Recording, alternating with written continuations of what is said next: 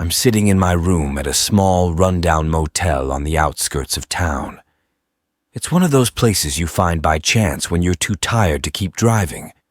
Owned by a Japanese family, it's got an odd vibe.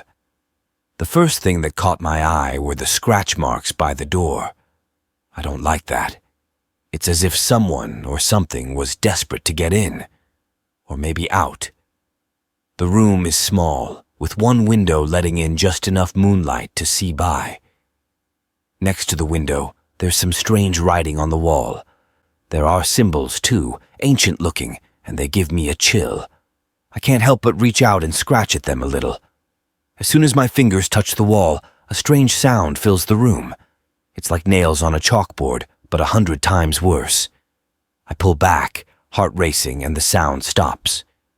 My check-in earlier was weird, too. The reception area was filled with all kinds of talismans on the walls and strange figures standing on the desk. I didn't think much of it at the time. When I walked in, the woman at the desk greeted me. At least I think she did. She spoke in Japanese, and I didn't understand a word. Our conversation turned into a clumsy attempt at sign language, which I'm obviously terrible at.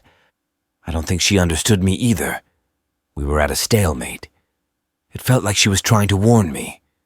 Her eyes were wide and she looked serious, almost desperate. I left some cash on the desk and grabbed the key she held out. As I walked out, her daughter ran up to me. She handed me a small, horrifying figure.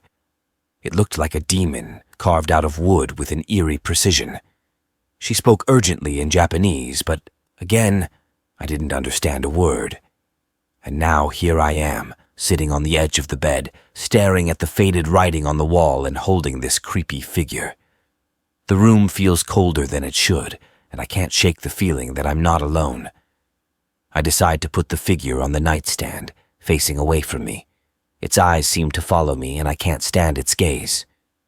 I lie down on the bed, pulling the thin blanket up to my chin.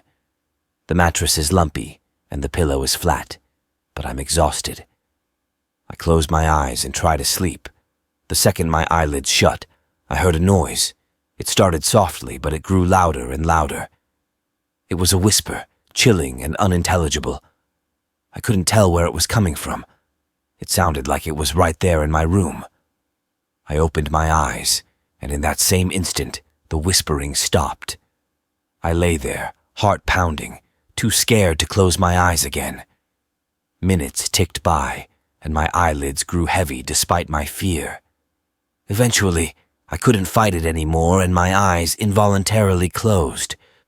But I don't think I slept for more than a few seconds before a loud bang jolted me awake. It sounded like it came from outside the window. Something was totally off about this place. I stared at the figure on the nightstand. What did the woman's daughter want me to do with this? Put it in the window, pray to it, burn it, what? I was so tired, but I couldn't sleep. I decided to grab a snack and something to drink from my bag. As I rose from the bed, a foul smell hit me. It was gross, burning in my nostrils. I covered my mouth and grabbed my bag, retreating to the tiny bathroom in the corner of the room. I closed and locked the door behind me, then grabbed my deodorant in a panic and started spraying it around to mask the stench. I sat there for a while, eating my snacks. Then I heard something that made my skin crawl. A scratching noise, like nails on a hard surface, seemed to be coming from inside the bathroom. But there was nothing there. The noise kept going, relentlessly. It gave me the chills.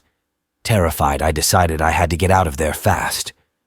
I dashed back into the main room and jumped onto the bed. I looked around, but nothing seemed odd or out of place. I thought maybe I was just imagining things. I looked over to the window. That's when I saw her.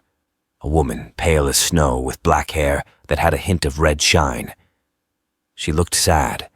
For some reason, I couldn't turn my head. It was locked in place, and I couldn't steer my eyes away from her. The woman was looking down, and then she started to slowly tilt her head upwards. Her eyes were closed, but as her head came up, her eyes suddenly sprang open. They were empty, hollow, and stared straight into my soul. I couldn't move, speak, or even let out a tear. I was frozen. The insides of my body shook and trembled at the sight of the woman and what was happening. Something cold pressed on both my shoulders, and then everything turned black.